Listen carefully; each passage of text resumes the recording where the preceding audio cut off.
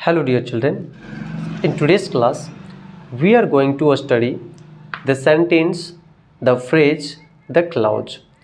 If we talk about the sentence, then it is known to everyone. But if we talk about the phrase and the clause, then I think very few of you may know the phrase and the clause. तो आज की इस video में हम लोग पूरी तरीके से समझेंगे and I will try to make you all understand difference between sentence, clause and phrase. सबसे पहले आप ये समझिए कि सेंटेंस होता है क्या। पहले मैं आपको सेंटेंस के बारे में समझाना चाहूँगा। सेंटेंस है क्या? सेंटेंस का मतलब होता है वाक्य, राइट। और सेंटेंस का मतलब आपने क्या सीखा, इसका हिंदी मीनिंग हुआ वाक्य। एंड फ्रेज का मतलब हुआ वाक्यांश।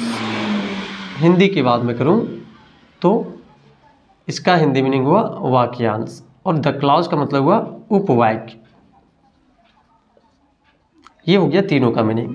तो द सेंटेंस का मतलब, पहले सेंटेंस को समझिए कि सेंटेंस क्या होता है। When we want to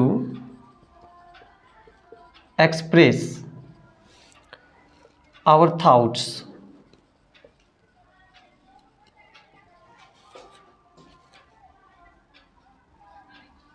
we use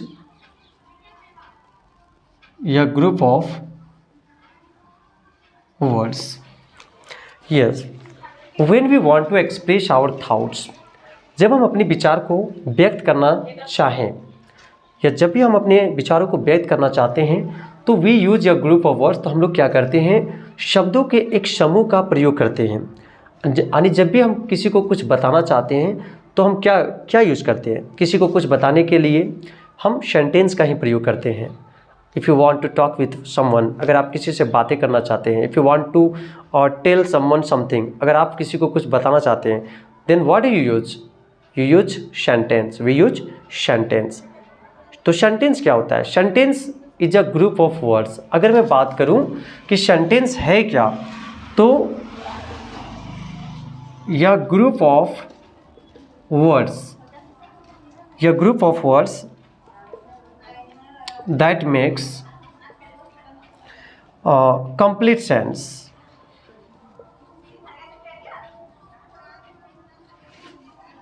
is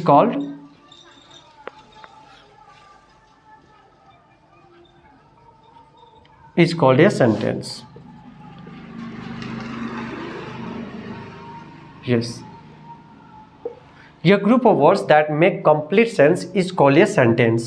Sentence क्या होता है? शब्दों का एक समूह होता है। that makes complete sense, जो पूरा अर्थ को बनाता है, जिसमें एक पूरा अर्थ होता है, और वही वाक्य कहलाता है, राइट। अब मैं आपको कुछ एग्जांपल दे दूं। अगर मैं कहना चाहता हूं कि मैं खेल रहा हूं, तो हम क्या कहते हैं? आई एम प्लेइंग, या आई एम प्लेइंग क्रिकेट, मैं क्रिकेट खेल रहा हूं। तो आप मुझे एक चीज़ बताइए, इस सेंटेंस को अगर आप गौर करेंगे तो यू मे फाइंड हियर कि देयर आर 4 वर्ड्स। यहाँ पे टोटल कितने शब्द हो गए? 4, 1 2 3 4। तो ये जो वाक्य बना है आपका 4 शब्दों के समूह से एक वाक्य बना है, I am playing cricket, right.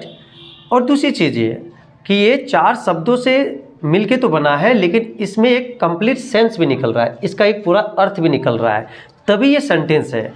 लेकिन अगर इसी चीज़ को अगर ये ऐसे लिखा जाए, आई क्रिकेट एम प्ले, तो आप मुझे ये चीज़ बताइए, आई क्रिकेट एम प्ले, क्या ये किसी भी एंगल से ग्रामेटिकली क्या ये सही है, और क्या इसका कोई परफेक्ट मीनिंग निकल रहा है? आप मुझे ये बताइए कि क्या इसका कोई परफेक्ट मीनिंग निकल रहा है। तो जब इसका कोई परफेक्ट मीनिंग नहीं निकल रहा है तो ये सेंटेंस बिल्कुल नहीं हो सकता है। तो यही है सेंटेंस का पहचान कि सेंटेंस कैसी होनी चाहिए, शब्दों का समूह होना चाहिए, लेकिन साथ में उसका एक कंप्लीट सेंस भी होना चाहिए, तभी वो सेंटेंस हो सकता है, अदरवाइज वो सेंटेंस नहीं हो सकता है। तो ये सेंटेंस की पहचान होती है।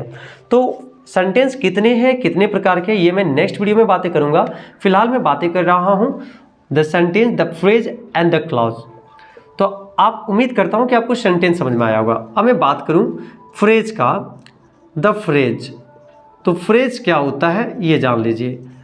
आपने क्या सीखा कि फ्रेज का जो हिंदी मीनिंग होता है वह होता है वाक्यांश, राइट, वाक्यांश। तो फ्रेज होता है क्या ये आपको जानना है। देखिए, समटाइम्स, कभी कभी, या ग्रुप ऑफ वर्ड्स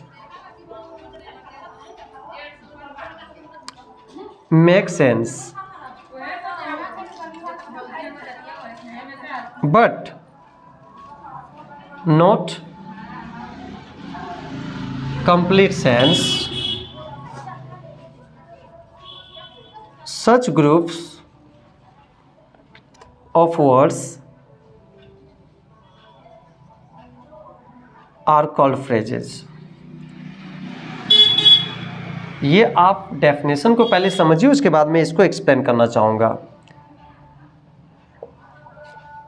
यस, क्या बता रहा है कि समटाइम्स, कभी कभी, या group of words make sense, कभी कभी शब्दों की पूरी जो समूह होती है वो सेंस बनाती है, परंतु नॉट कंप्लीट सेंस, लेकिन पूरा अर्थ नहीं। अर्थ तो बनाता है, कभी कभी शब्दों का समूह अर्थ तो बनाता है, लेकिन वो पूरा अर्थ नहीं बना पाता है। और ऐसे जो ग्रुप होते हैं, सच ग्रुप्स ऑफ वर्ड्स, और ऐसे शब्दों के जो ग्रुप होते हैं वो फ्रेजेस कहलाते हैं। अब मैं आपको एग्जाम्पल से प्रूव करके दिखाना चाहूँगा कि वो आखिर ऐसा क्या है। तो सबसे पहले कुछ एग्जाम्पल को देखिए। यहाँ पे कुछ फ्रेजेज में लिख रहा हूँ। द होल नाइट, इसका मतलब आपको तो पता होगा कि इसका मतलब हुआ पूरी रात, right. The whole night. Through the town, through the town का मतलब हुआ शहर से होकर, या तो एक होता है थ्रू आउट द टाउन, जिसका मतलब पूरे शहर में, right. In the park, in the park, in the park का मतलब पार्क में, राइट। एबव द स्काई, आसमान के ऊपर। अप द हिल, हिल के ऊपर। अब ये सभी क्या है, फ्रेज है। दिस ऑल आर फ्रेजेज, ये सारे फ्रेजेज हैं। लेकिन ये फ्रेजेज कैसे हैं ये अब आपको समझना है। अब मैं एक चीज़ बताता हूँ आपको, फ्रेजेज में क्या होता है, फ्रेजेज का पहचान क्या है कि फ्रेज में क्या होता है, वर्ब नहीं होती है। फ्रेज में वर्ब नहीं होता है। आप जितने भी, अगर आप फ्रेज को देखो, इसमें एक भी वर्ब नहीं है। इसमें क्या है, देखिए, होल तो आपका वर्ब नहीं है, नाइट भी वर्ब नहीं है, वर्ब मतलब क्रिया, एबव भी वर्ब नहीं है, स्काई भी वर्ब नहीं है, इन भी वर्ब नहीं है, द पार्क भी वर्ब नहीं है। ये या तो नाउन है या तो प्रीपोजिशन है, राइट, नाउन है या तो प्रीपोजिशन है। Understood no. अब दूसरी चीज़ ये है, ये sentence can be made longer by adding a phrase. देखिए, एक चीज़ और समझ आइए, नोट करने की बात है। यह सेंटेंस बता रहा है, यह sentence can be made longer, मतलब एक सेंटेंस को लंबा किया जा सकता है, क्या कर कर, बाय एडिंग ए फ्रेज, मतलब फ्रेज को जोड़कर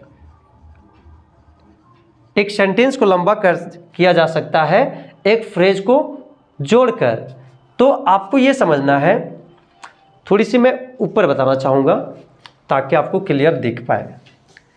ये मैं क्लीन कर रहा हूँ, अगर आप इसे नोट करना चाहें तो नोट भी कर सकते हैं, और नहीं तो फिर कोई दिक्कत नहीं है। मैं यहाँ पे एक्सप्लेन कर रहा हूँ, उम्मीद है ये आपको दिख रहा होगा। ये sentence can be made longer by adding या फ्रेज, एक सेंटेंस को लंबा किया जा सकता है उसमें फ्रेज को जोड़कर। चलिए एक एग्जांपल लेता हूँ मैं। द बॉयज वर प्लेइंग, लड़के खेल रहे थे, इसका मतलब वो लड़के खेल रहे थे।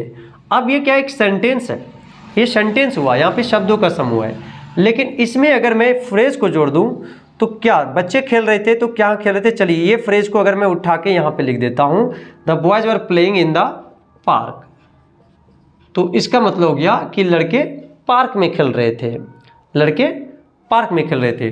तो यहाँ तक जो है ये हमारा क्या हुआ, सेंटेंस हुआ। ठीक है, यहाँ तक जो आप देख रहे हैं शब्दों का समूह वह एक सेंटेंस है, और यहाँ तक जो देख रहे हैं आप शब्दों का समूह वह एक क्या है, वह एक फ्रेज है। अब गौर करें, यहाँ तक जो शब्दों का समूह है वो फ्रेज है, और यहाँ तक जो आप सेंटेंस जो शब्दों का समूह देख रहे हैं वह एक सेंटेंस है। तो यही सेंटेंस और फ्रेज में अंतर है, राइट, कि फ्रेज में क्या होता है, कोई वर्ब नहीं होती है, राइट। अभी मैं आपको एक और एग्जांपल बता रहा हूं।